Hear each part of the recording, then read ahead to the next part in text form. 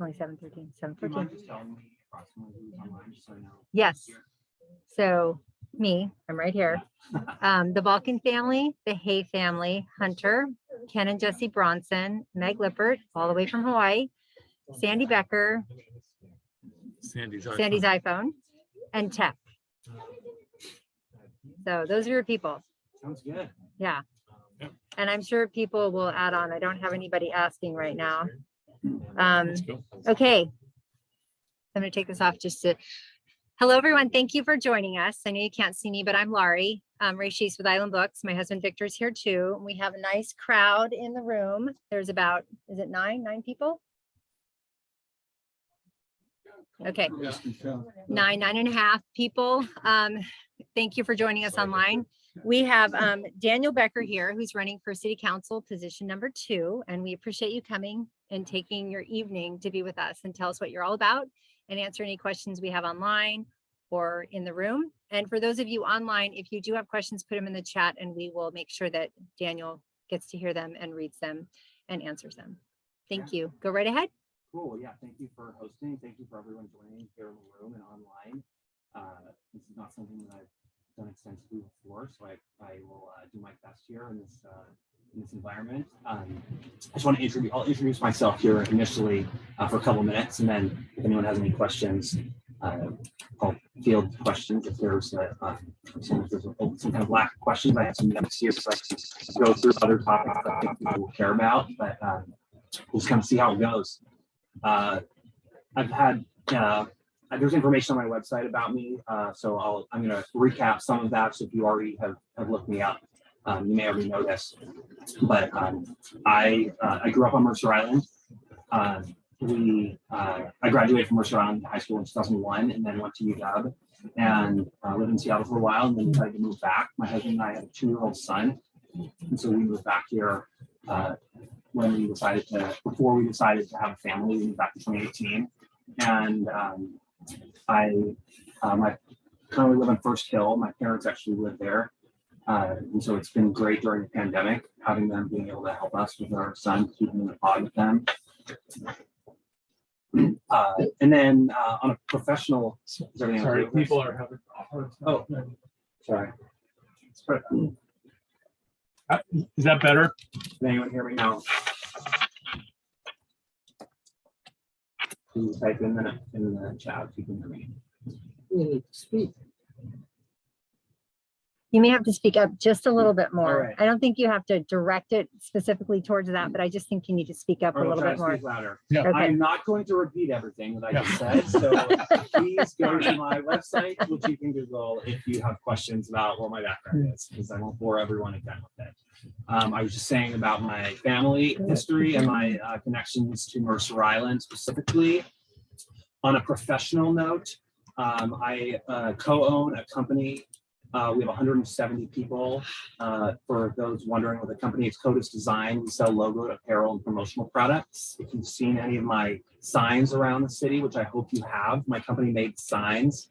We also make T-shirts and flyers and all sorts of cool things that are related to campaigns, but largely, just any kind of custom logoed items. There's 3 of us that own the company. I personally do technology and finance. I'm the CTO and CFO of the company. We've been doing this company basically my entire career. We've been doing this basically the last 20 years. The company from scratch, and we bootstrapped it up into where we are now. We'll do about almost $50 million this year.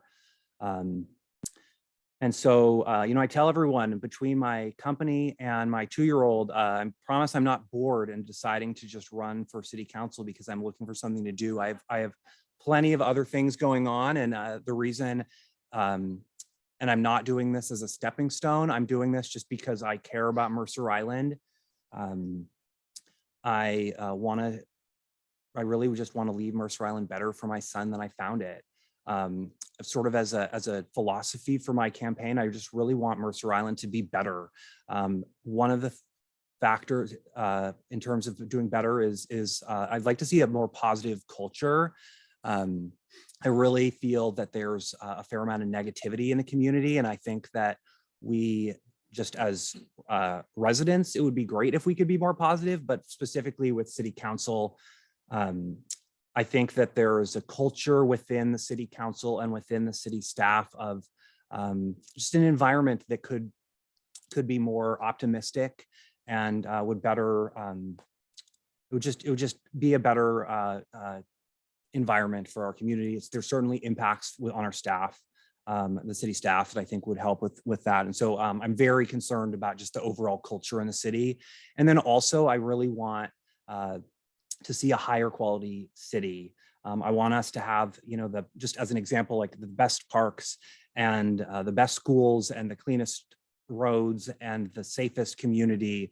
I just really think that we could be better. I think that there's people in the city who feel that the way that we were in the 80s and 90s was perfect and we should freeze time and keep everything the way it was. And I am not among those people. I left Seattle. I don't want Mercer Island to be anything like Seattle or like Bellevue. We need to remain a small community. And but within the small community, I think that we have opportunities for improvement. That's just my sort of personal philosophy on life, and certainly at our company is continuous improvement and constantly trying to make things better. And that's what I think that Mercer Island can do. I think Mercer Island is an amazing place to live right now, and I think that we have, as a community, if we work together, I think that we could be even better. So that's really my story and why I have decided to run for city council. And I would love, rather than me going on, I'd love to see if there's any questions from anyone. Awesome.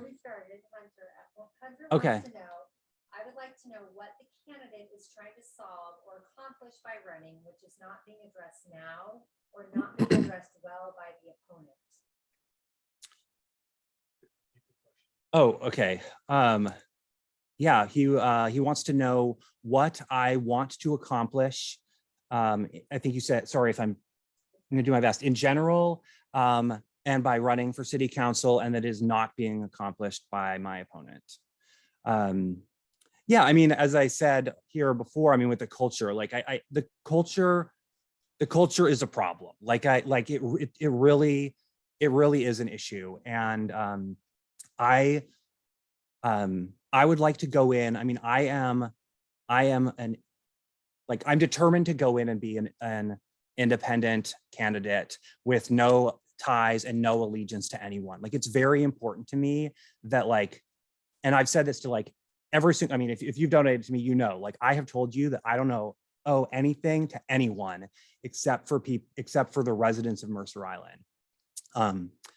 I didn't even tell anyone before I decided to file, because, you know, it's just something that I really wanted to be. I feel that we should be able to have independent residents that can run, that really only represent the citizens of Mercer Island. And I feel like on the council, everyone has all of these sort of allegiances, and it's sort of unclear what people's motivations are.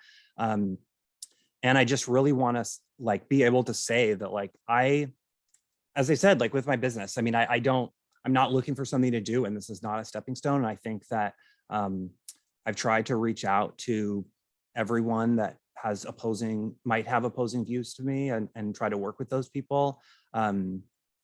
And I don't think that anyone currently on the city council has really prioritized that. That's not even just my opponent. I think that's everyone. Like, that is sort of central to my belief of why I decided to do this. I saw a hand over there before. Sorry. What are you saying different between you and your opponent? Yeah, because if you read his platform and your platform, Yeah, they're almost identical. So yeah. like, what differentiates you from council member East? Yeah, I mean, You're younger. well, Better look. There's two. yeah. Hey guys, we're recording this. Yeah, I mean, I think that, I mean, one thing that okay, he was asking what I want to accomplish. I mean, one thing that I think differentiates me is that I think he is very focused on, well, let me just back up. I mean, part of the issue here is that I think that you're right. So I think there's an issue with negativity in the city. Like, I'm very concerned about it. So you're right. So I did not specifically address trying to create a difference because I'm trying to be careful about trying to slam people. And so I'm trying to be careful about sort of what I say about him. And so that's maybe why I didn't address it closely enough. But I think that he is very, very detail oriented, and he is, I am more interested in being bigger picture. The city council, the city manager is the CEO basically of the city, and the city council should be creating a vision for the city. And I'm interested in talking to residents and determining what residents want and creating a bigger vision for the city. And I think that he specifically is, he's great at digging into the details and looking at the details. Like, I want to give him credit for that, but I don't think that's what we need in the city council. I think we need to look at bigger things, like look at the bigger picture and longer term vision. And again, I think that talking to residents and just really trying to work with everyone rather than trying to push forward with a specific agenda that someone has, I think would be better served for the residents that are concerned about just the well-being of the community. Yeah. Hi, Aaron Pensky. I'm a Mercer Island Fitness on the south end of the island.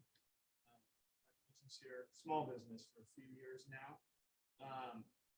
Since COVID, I feel like Mercer Island is still a step behind our neighbors, Victoria, Old Main Street, Bellevue Yeah. in general. I moved to the north end recently to an apartment here. It's given me many years on the south end, and I've lived here all my life. But all of a sudden now I have this picture of how decimated we are around here. There's a lot of empty spaces still. It just feels like our small business is way behind our neighboring towns or cities. Yeah. Do you have a plan to help us out or bring that up? Yeah. Yeah, I mean, thank you. So the question is that he's a business owner on the island and feels like we are behind other communities in terms of supporting our businesses and just really trying to help businesses.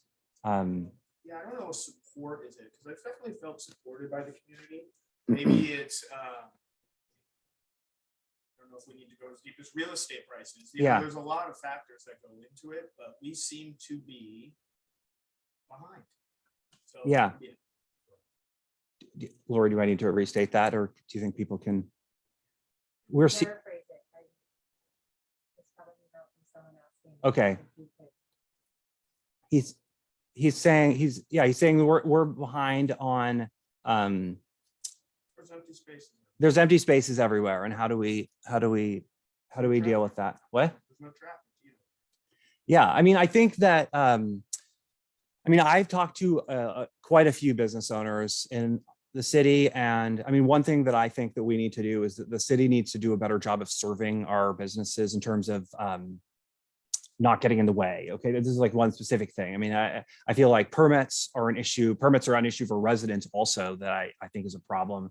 But for businesses, I talked to a business owner who wanted to be at the north end of the island, and it ended up being too much of a hassle. And then they looked somewhere else because of just the requirements that the city put on them. I think that we need,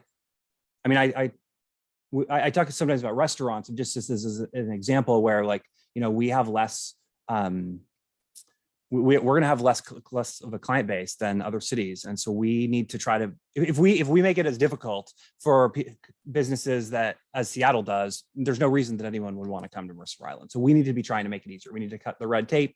We need to, at the south end specifically, I know there's like an issue with signage because people can't put signs.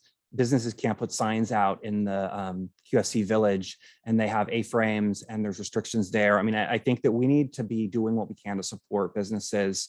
The Chamber of Commerce, I think, you're asking about my opponent, and he voted to eliminate funding for the Chamber of Commerce. I understand that, there were some concerns that the chamber wasn't accomplishing what we need them to do, but like, we need to be supporting businesses, and cutting funding to them. Maybe that would not have been my first choice. My first choice would be going back to the chamber and saying, we have a contract. The city has a contract with you to have certain deliverables, and how do you, like, you need to be meeting the contract and actually achieving the results that we are expecting. And if the deliverables aren't right, we need to be changing that. But in general, I think that we need to be doing what we can to try to promote businesses. In the town center, I mean, this is not at the south end, but I mean, I think that in the town center, there's things that we could do in terms of, there was a study about what business owners want, and whether events help people. Like, does something like the farmers market help or hurt businesses? Does mostly music in the park help or hurt businesses? I mean, Farmers market on the south end. yeah, we could do thank you. We could do a farmer's market on the south end. But I mean, I think that we need to look at ways that the city can proactively try to help businesses. Making the town center nicer, I think, would help it in terms of, like, just generally keeping it well prepared. I'm going to butcher the word, town center beautification. I mean, this is bigger picture, but I think that if we create it, if we worked on the town center vision, and again, I was saying, like, I look big picture and want to look longer term. And I think that if we had a better town center vision, it would facilitate more businesses and everyone working together. Yeah. Can you speak to what you would see, what you identify as the specific issues that are causing this negativity? And is it just within the city council, or do you see it as a Mercer Island culture? What specific issues? Just like, you mean with me saying, like, the culture of negativity in general? I mean, I think to some extent the negativity is sort of society at large. I think it's, nationally, it's very negative. It's very polarized. I mean, I have told lots of people that I am personally disillusioned with what has happened on a national level. I think it's really sad. I think that the two parties that we have are just, it's like this, it's a battle. And, I will not pretend to have the solution for what to do on a national level. I'm not running for national position. Even at the state level, I think it's very much like that. And again, like, my approach of trying to be just like a firm, independent, like, nonpartisan, positive person, I don't think would work on a state level, even because of the way the politics are working. But I think that on city council, there's only 7 people. It's a nonpartisan position. I think there's an opportunity for that. I don't know. I mean, I think that what's driving it, though, locally, I mean, residents perceive what happens on a national level, and it seeps into that. I know there's some people here that like posting on Nextdoor in the room, and I will tell you, like, I don't personally like the tone on Nextdoor. I think it's very, very conducive to negativity. So I don't use Nextdoor because I don't think that it is a platform that promotes positivity. I can't necessarily solve the problems with the residents being negative, though, other than trying to set an example. And but I think that within the city council and the city staff, I would really just like to show the city staff that we support them, and that despite the fact that, there are residents that send in angry and inappropriate and mean emails to our city staff, that I think is really, really sad. I want the city staff to know that the city council does not agree with that, and the city council believes that we are better than that, and that our residents believe in working together and creating a community that just believes in being better than that. And then, yeah. So you go ahead, and then he has a question as well. As an insider on the city council, I think they're more positive than ever, and they always message to the staff that they're supportive. Yeah. And they have 0 tolerance for abusive emails or anything like Yeah. Clearly. Won't ever make any excuses for any of those folks. So I think that they're working really well together.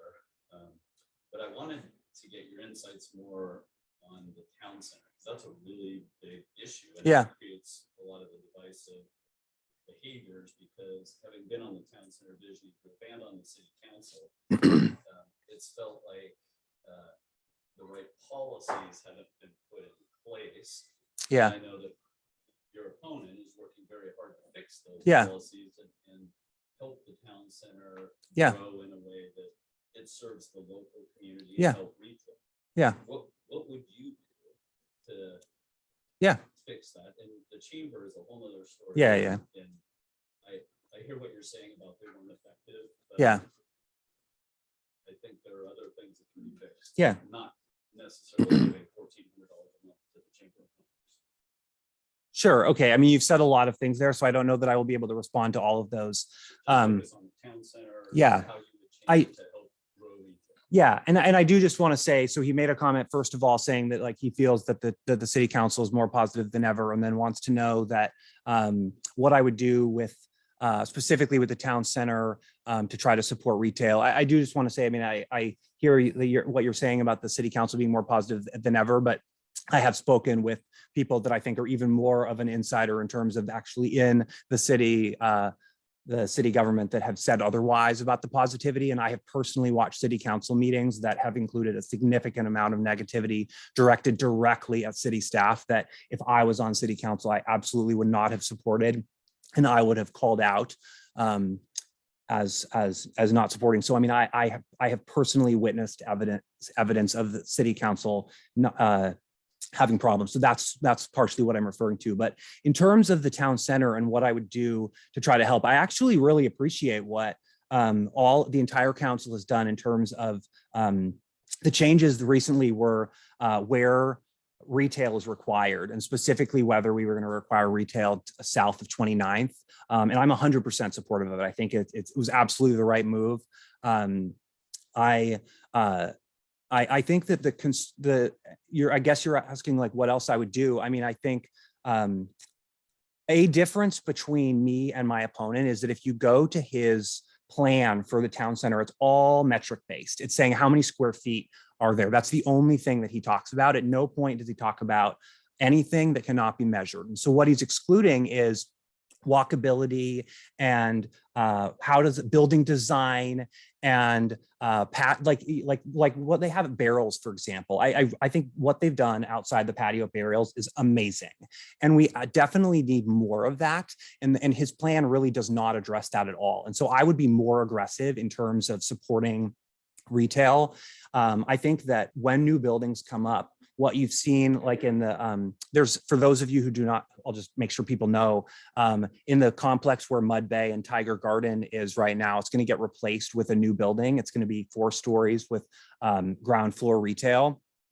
I think it's really unfortunate that the amount of retail is going to decline in that, is going to be reduced in that building. It's going to drop from 18,000 to 13,000 feet. And frankly, like we can try to defend the incumbents, but I mean, the incumbents are the ones that let that happen. And I think that's unfortunate. And I think that there's a lot of problems with that building that I think that we need to try to address going forward. A lot of these buildings are going to be here for a really long time. And we need to make sure that the buildings that go in because I get that we have the quantitative measures of square feet, but like we need to look qualitatively at, I don't want to walk on the sidewalk and have a 40-foot wall of a building next to me. It's really important that the building has setbacks and has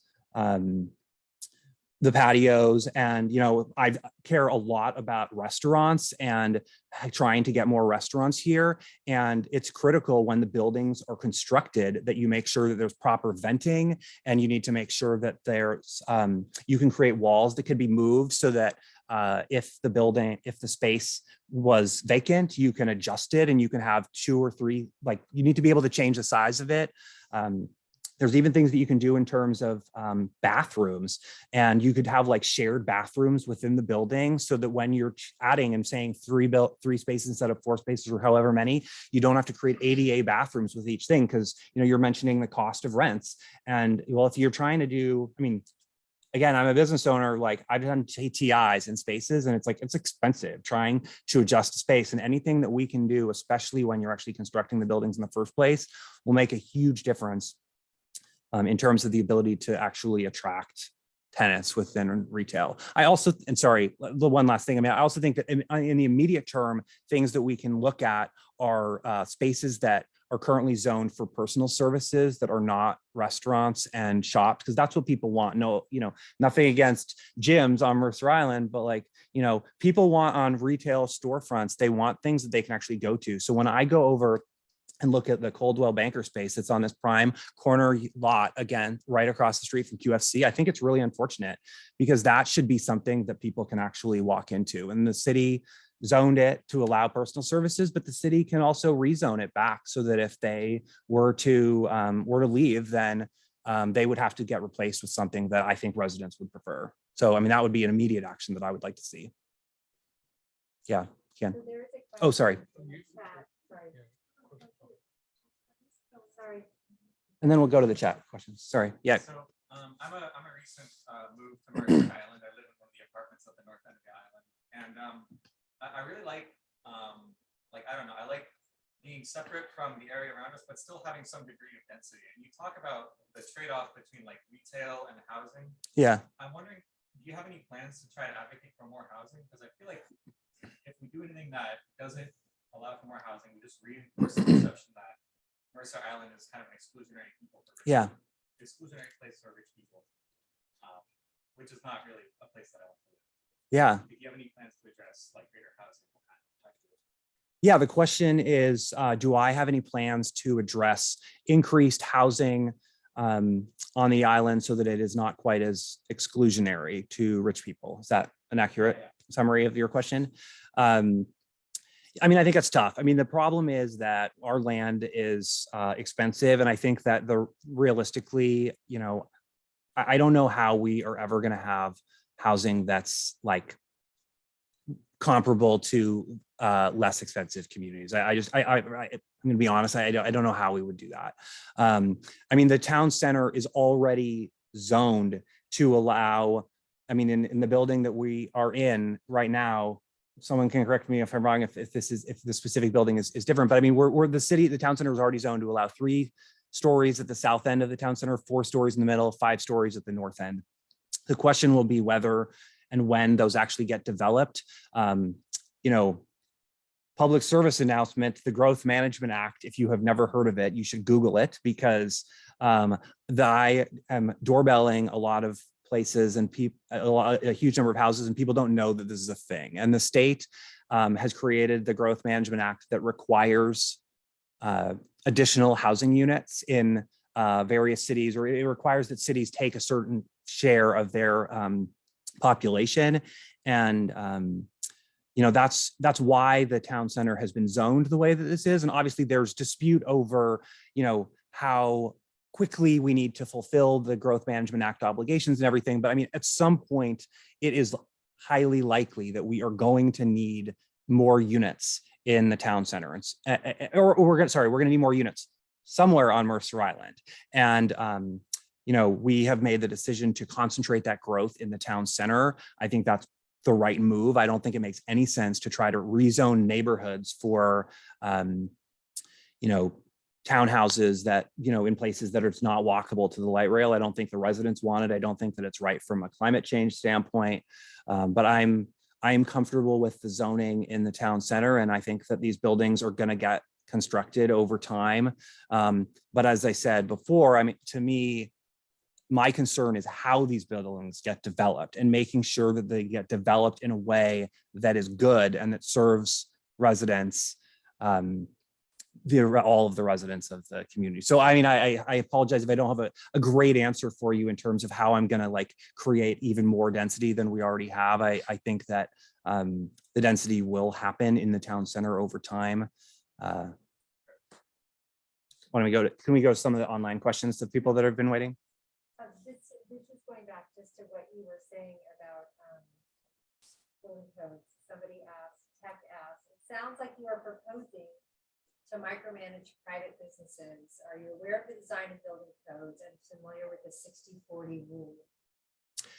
And that goes back to what you were speaking about before. Yeah. Yeah, I'm not trying to micromanage. I actually think that it's really important that, or do I need to repeat the question, or can they hear if you're reading it? Or I guess people online can see the question in the chat. There we go. I don't want to micromanage. That's actually really something that I'm if I talk to you generally about the types of things that I think that that I want to see, then you're not going to understand what I'm trying to say. But I certainly don't want the city council to be micromanaging. I just want to make sure that in general that the buildings are constructed in a way that is good. I mean, I know that we've made a huge number of changes in terms of. I mean, I was commenting on the Mud Bay. I'm going to say, we'll say Xinhua. I'm saying Mud Bay and Tiger Garden because those are the buildings that are there that people are familiar with. I bring that one up because that is better. I mean, we have updated the design code, and it absolutely is better than it was. If you look at the buildings that were created, the Hadley and Aviara that were built before, we've already updated the code, and it's already better. I just want to make sure that as a community, we are updating the code in a way that is appropriate and that ensures that it's serving the residents. That's really all that I'm looking to try to do. Were there other questions that we were rating online or no? Carolyn. Yeah, okay. How do you feel we're doing on caring for our many thousands of acres of open space? Doing all right? Do you need anything else? Yeah. I got the numbers wrong on the number of acres. Maybe it's not thousands, but in any case. I do not know the exact number of acres that we have of open space. Oh, yeah, sorry. How are we doing in managing the many thousands of acres of open space within the city? And is there anything that we can do better? How are we doing caring for our open spaces? I think the open spaces are critical. I think that when people look at why they moved to Mercer Island, the open spaces are and the parks are a huge reason for that. I mean, I will say I have not been thrilled at how they've been cared for over the last year or so during the pandemic. I think that, you know, I walk my dog and my son through the trails and have to push needles out of the way. And like pine needles, like prickly needle. I'm trying to say prickly bushes out of the way that are across the trail. And, you know, I think, but I mean, that was because the city cut most of our park staff. I will say, I think the move to cut the park staff was the right move at the start of the pandemic. You know, the general, again, speaking from as a business owner, I mean, the general guidance, if you're going into something that's uncertain like that, is to try to cut deep and cut quickly, because otherwise you're going to burn through cash.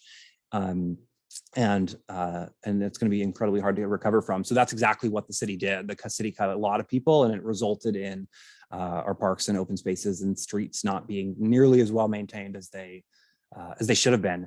They're starting to pick back up. I think it's getting better. But I think that we, you know, as I said earlier, like my overall philosophy is that we could do better. We could, like, I believe in life, we can always do better. And I think that we could do better with the open spaces. I certainly don't want to lose any of our open spaces. I think that it's like the land is diminishing, and once we lose more spaces, we're not going to get it back. I don't know if that answers your question, but. Can I add to that one? Meg Lippert has a question online that goes along with that. I'd like to know if the candidate supports creating a zoning code for parks instead of using the current public institution zoning code, which exposes the park to the idiosyncratic nature of city government. And you don't have to repeat that. Thank you. Yeah, I mean, I have spent a lot of time reading about a lot of topics, and that is one that I will be honest, I have not formulated a strong opinion about. So I am unfortunately not going to be able to give you a direct answer of yes or no, do I support that specific change? But it definitely makes me nervous, you know, the possibility that, you know, one city council could come in and decide to make major changes, and then the next city council could do something totally different, because I think that, or at least with specifically with the parks, you know, once we lose the parks, we're not going to be able to get it back. So I just think we need to be very careful with how we manage those resources. Yeah, and so I would need to think more about that specific question. Oh, I got a question over here. I mean, correct me if I'm wrong, did you say you need to have more population? I think my understanding is that we've actually met our population requirements through 2040. Yeah, well, I'm not, okay, first of all, I'm not saying, I personally think we need more population. I'm saying that over time, the Growth Management Act will require that. So you're saying through that, That's what I'm referring to. The GMA says that we've actually met that. through 2040, and we have to plan past 2040. And so I'm saying that as we plan ahead for what? Yes, after 2040. Yeah, and I'm just saying we need to be planning for that. I mean, my son, okay, maybe this is too long of a term. My son is 2 years old, so I think in long term. So I think of, I think of how this is going to be if he decides to move back as an adult. I got a 7-year-old. What? I have a 7-year-old. And you have a 7-year-old. So my window is, yeah, I mean, he could be here 50 years from now. 76-year-old. Yeah. And, I'd like to at least handle the next 10 years too. Yeah. Before we make changes. Okay. You also made a statement, I think, about the new buildings. Yeah. Yeah. It's the same codes. We haven't changed.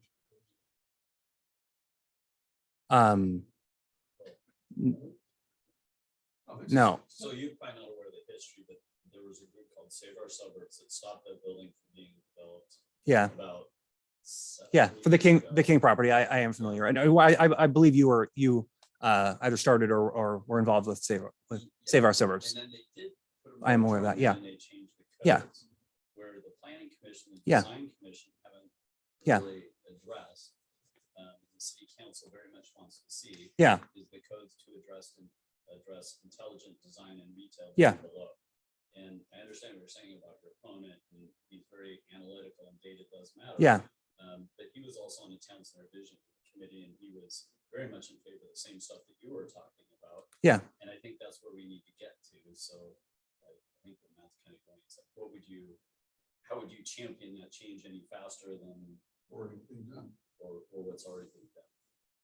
Yeah. But I didn't speak.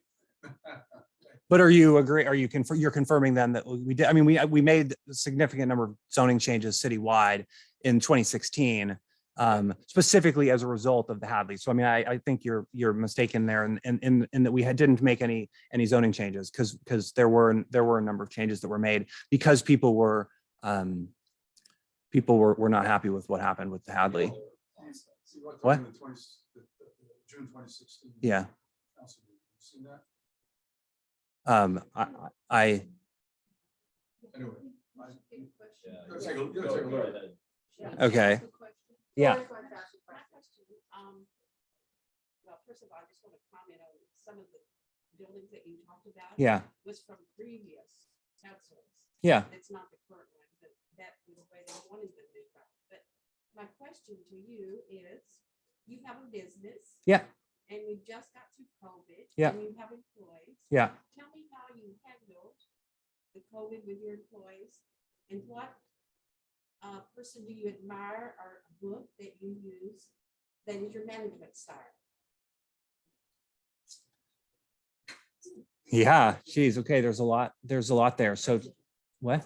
Hot seat, there's a hot seat. I'm in the hot seat here. Yeah. So the You're question. gonna have to go buy it after this. Exactly. I'll make sure I have it for you.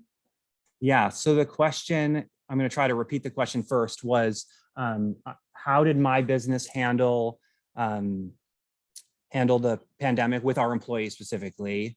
And what book or who is someone that I admire in terms of my management style? Is that an accurate assessment? Yeah. I mean, COVID COVID was hard for our business. It was really hard. We make custom logoed apparel, and a significant amount of our business is for events and trade shows. And trade shows have not been active over the last year. And so as soon as the pandemic hit, it was very clear that our business was going to be impacted. And so, yeah, I mean, as far as our employees, we did have to lay some people off at the start of the pandemic. It was really unfortunate, and it was hard. I mean, it was. I've been working at this company. We have been working to build our company for almost 20 years, and there's no doubt that this was the hardest point and the lowest point of my entire career at the start of the pandemic. And we asked our employees to make sacrifices, and people sort of rallied together to try to recover so that we could retain as many of our employees as possible. And then once it became clear that we were able, we tried to hire as many of those people back as we could, and we restored anything that we could with in terms of pay and with all of our staff. And so I don't know, we just tried to be honest with people. We tried to treat people with respect, and we tried to do what was right. And in terms of hiring people back, and fortunately, trade shows are not really back still, but we've been able to pivot, and we've hired. I don't know that we've hired all of the exact same people back, because some people have ended up finding jobs at other places, but we're back to where the headcount was that we were at before, and we've exceeded it. I don't know that in terms of management style, I don't know that I have a specific book that guides me or our company in terms of our management style. A person, or maybe some person that was on the council before this council. Yeah, you're saying like someone that I admire, like within city council or within sort of the world role model. Yeah, I mean, at least at our company, I mean, I don't know if any of you, I've heard of Seth Godin. He's someone that we talk about a lot that we really like. What? Yeah, you know him personally, or you just know of him? Oh, okay, I'm like, well, that would be great if you know him personally. Yeah, I just I'm trying to think of the style. It's tricky because I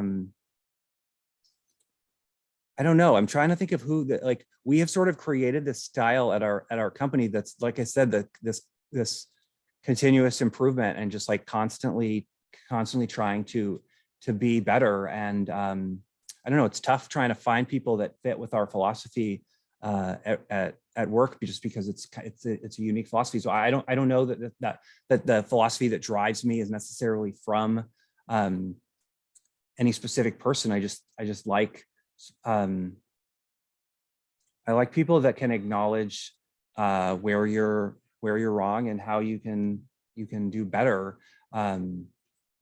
I don't know, there's lots of people that I sort of like, but I don't know. I'm trying to think of someone that like matches sort of with what my management philosophy is. And I don't know, I guess I can't think of a specific person that would fit that. Can I ask, you haven't asked a question yet? I came in late, so that maybe this has been talked about, but what are what are your feelings about special interest?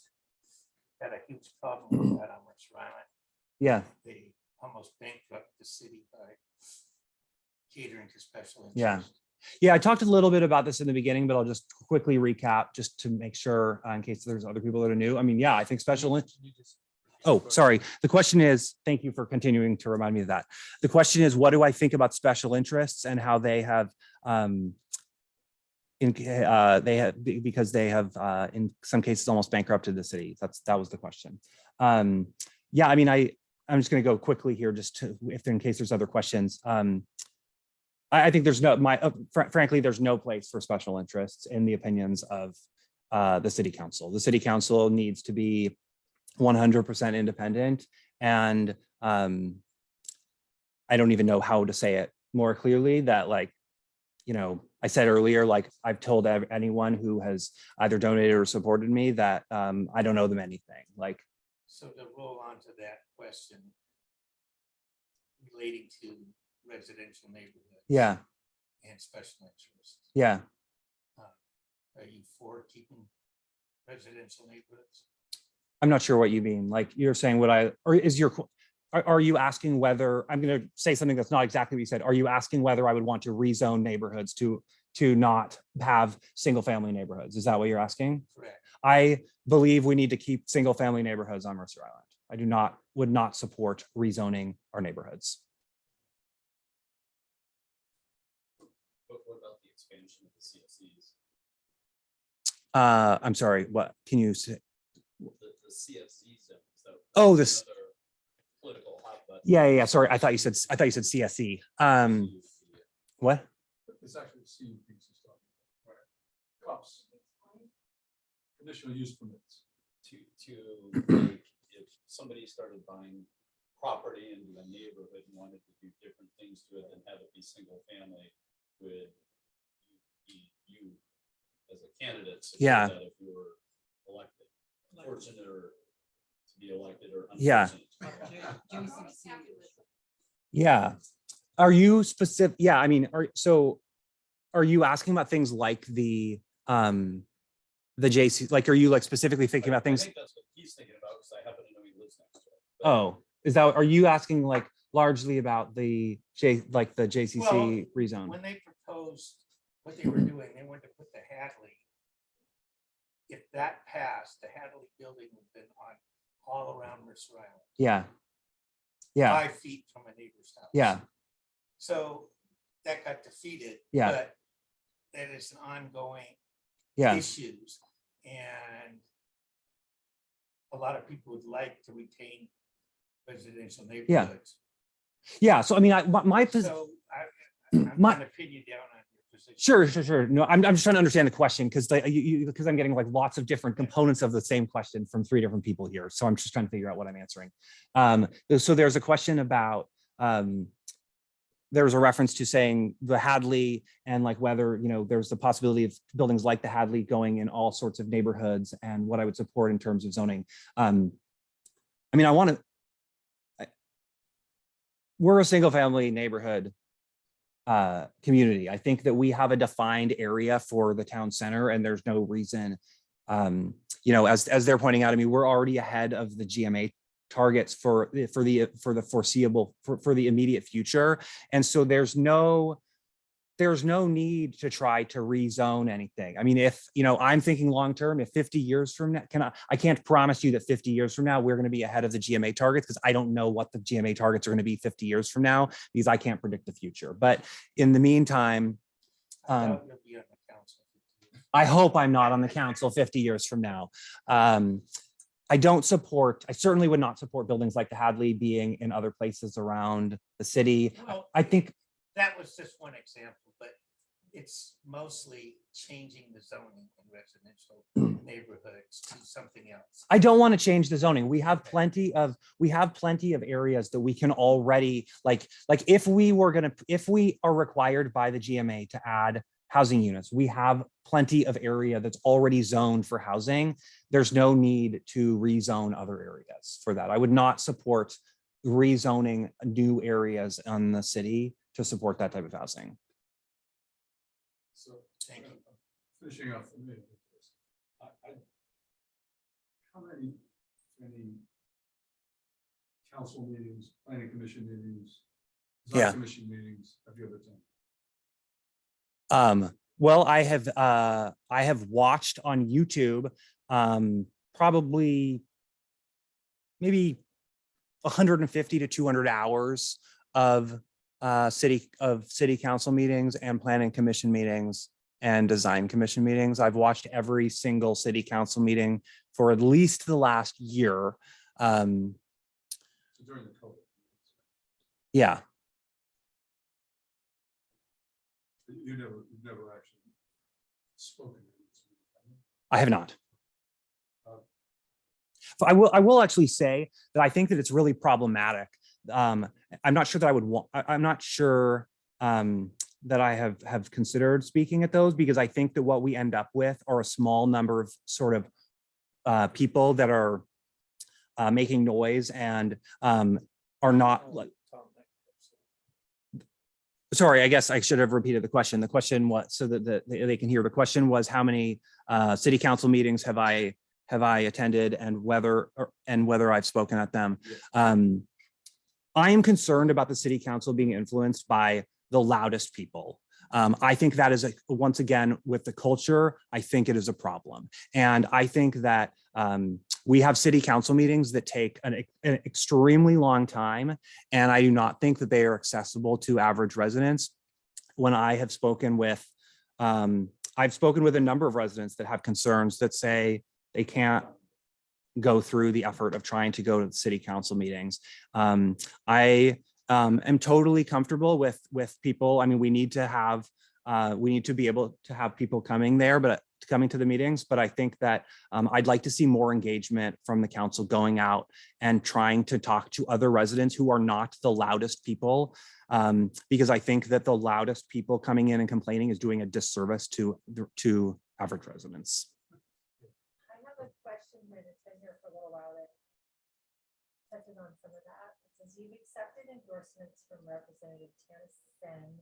Yeah. And Councilmember Craig Reynolds. Yeah. How do your statements about keeping MI special and unique and clean square with Sen's recent votes and Reynolds' sole no vote about camping in public spaces?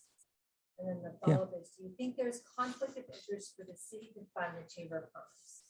So those are two questions that have been sitting for a little while that. Sure. Do you mind if I answer them in the reverse order? Because I think the one is going to be slightly shorter. I don't think it's a conflict of interest with the city, because the city is not funding the Chamber of Commerce. I think that what the city needs to be doing is having a contract with the Chamber of Commerce in order to accomplish specific things, and there need to be deliverables for what the city is getting for the money that it's spending. So the city has been contributing $14,000 to the Chamber of Commerce for something like 50 years. And I think that what has been done in the past is in the past, but going forward, we need to make sure that we are actually getting something from it. If the city is not getting something out of that money, I would not support continuing to paying that, but I believe that the residents of the city would benefit if we have the Chamber of Commerce actually trying to promote businesses with some kind of measurable deliverables. As for this other question about my endorsements, keep in mind that, I don't, or maybe not keep in mind, but I don't share all of the opinions of the people who have endorsed me. I have people who have endorsed me across all sorts of things. And as I have now said, as I've said a couple of times, I mean, I've told both of those specific people that I don't know them anything, and that they can endorse me because they think that I am would do a good job, and that I'm qualified, and that I care, and that I care about Mercer Island. Some people I think have concerns about Representative Sen. And I mean, I will say she lives on Mercer Island. I accepted her endorsement because she lives on Mercer Island. Her colleague, Milan Tai, is a representative who I've never personally spoken with, nor would I accept her endorsement because she's not a Mercer Island resident. And so I think that it's reasonable to accept the endorsements of Mercer Island residents who think that I'm doing a good job. I don't know. I mean, I'm not running for state representative, and so I'm not intricately familiar with how I would have voted on if I were someone in the legislature. I certainly disagree with a lot of a lot of things that any of these people that are in the state legislature have done. And there's decisions that Representative Sen has made that I disagree with. There's decisions that Councilmember Reynolds has made that I disagree with. And they can make whatever decisions they want. That we're different people. But I don't think that I don't think that's a conflict, or maybe that wasn't the question if it was a conflict, but. There was a follow-up to that by Meg Lippert asking, do you think overnight camping should be permitted in our public parks? I do not. So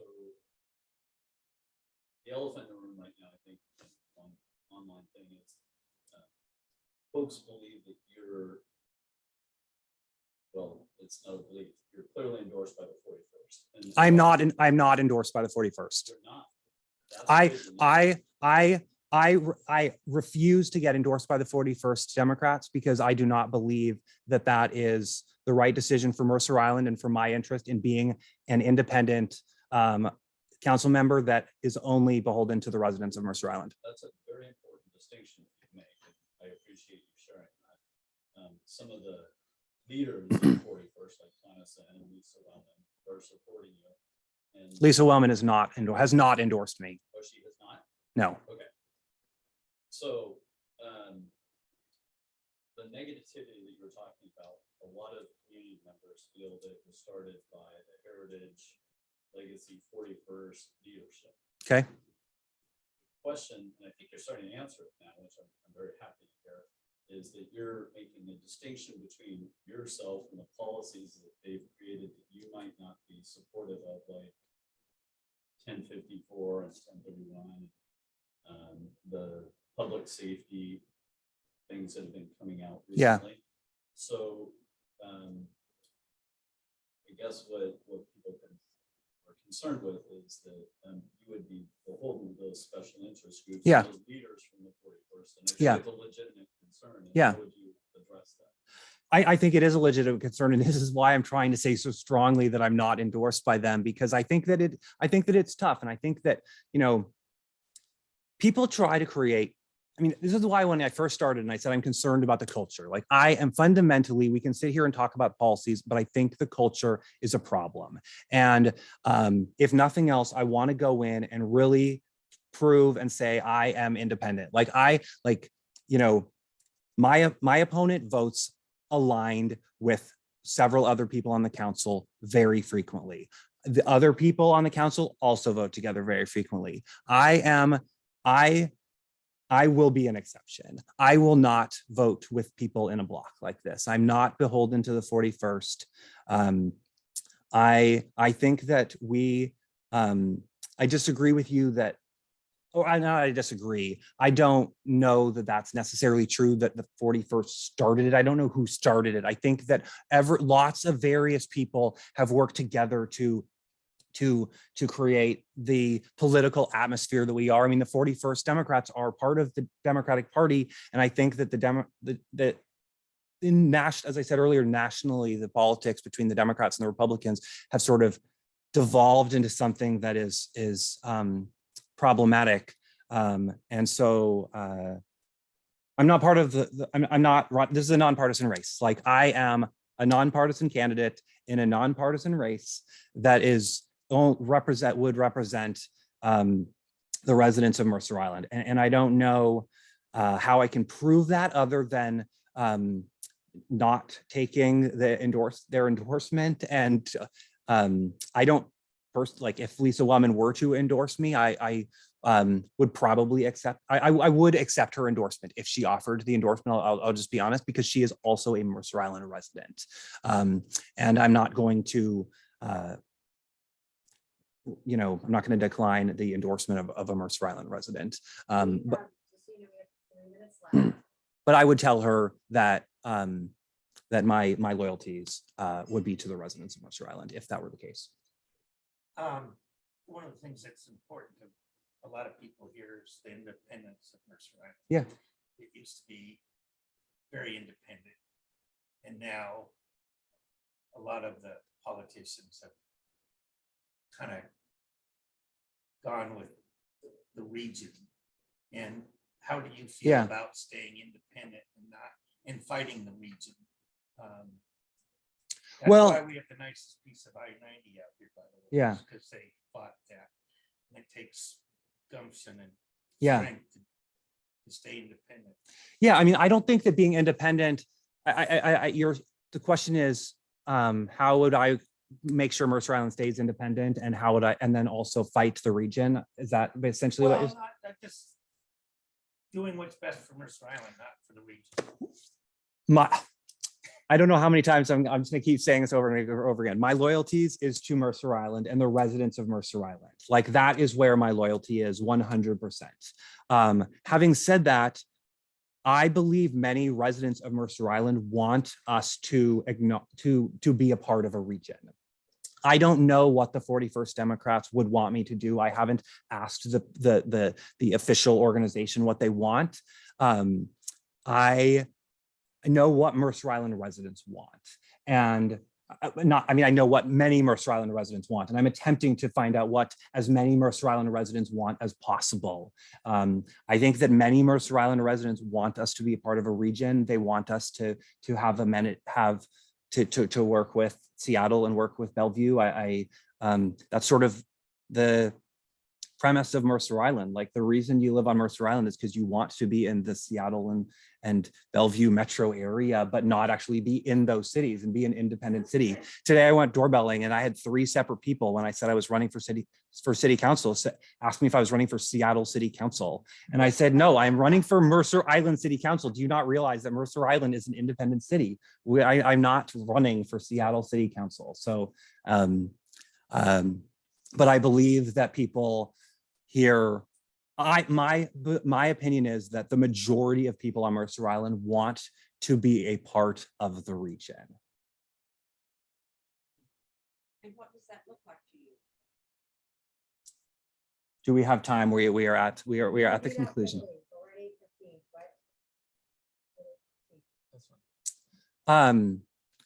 It's just, the question was, what does that look like for me being a part of the region? I think that it's just being good partners with other people. I don't know that we have time. I don't know that I have time to answer this, so we can talk about this afterwards. I sometimes give the example of climate change, and I didn't talk about this, but that's something I care about a lot. And I say that I think that we should be doing our part for climate change, and that's us being a part of the world. Like, I think we should be good stewards of the community that is around us, even though, like, we're not necessarily going to be susceptible to that. I just think we should be good stewards of society. My husband has one last question, Becker. We'll close with the same question we asked the last candidate. Who's your spirit animal? Who's my spirit animal? Or what's your spirit animal? I don't know if this counts as spirit animal, but I really like giant pandas.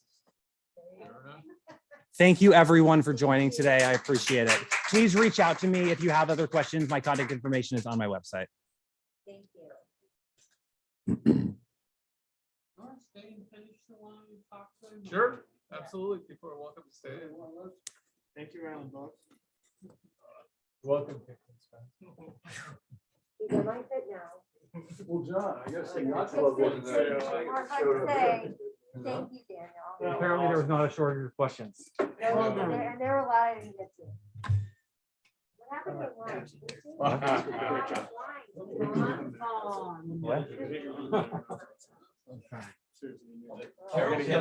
Yeah, sounds good. I appreciate you coming. I never actually had any water. Oh, yeah, there's one. Sorry, what did you say? Oh, yeah, good to meet you as well. Thank you for coming out here. So can I see someone, they said that you live sort of near I live on 40th Street. This is better than the ones you're drinking right now. 2 years. Okay. And there's a huge problem now with the French school and the JCC. And they've driven out 5 neighbors with their abuse. And anyway, they wasted $500,000.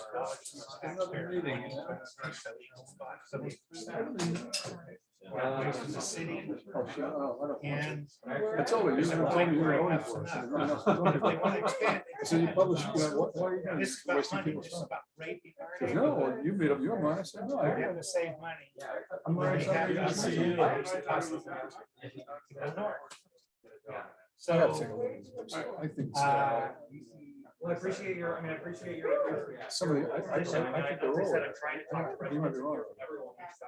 well, this is a deal where it's all special interest, and so, Well, you don't get to if see you're not those. doing you're Part gonna of your shirt cater is special special. interest. Like some of the previous council people that were, I mean, even fraud was committed on this thing. So, you know, it's, we're watching it very closely.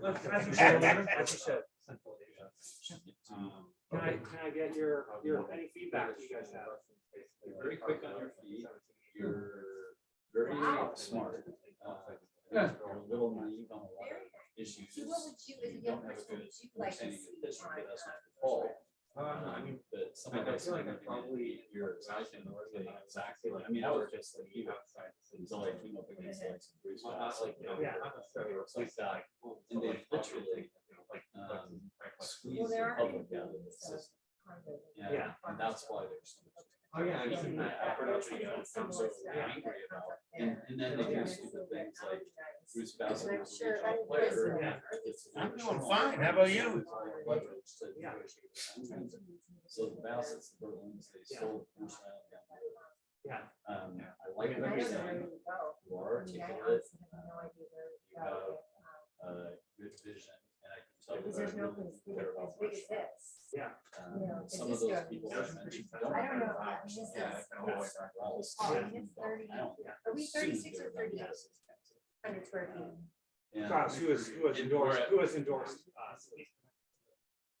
Yeah, you No, can- Grass, I Dan stopped Grass. recording. Oh, you did? That's amazing. That is amazing. He's having fun with us. I'm just saying. That'd be the only Dan reason. Grass is listed as a North Island resident under non-select list.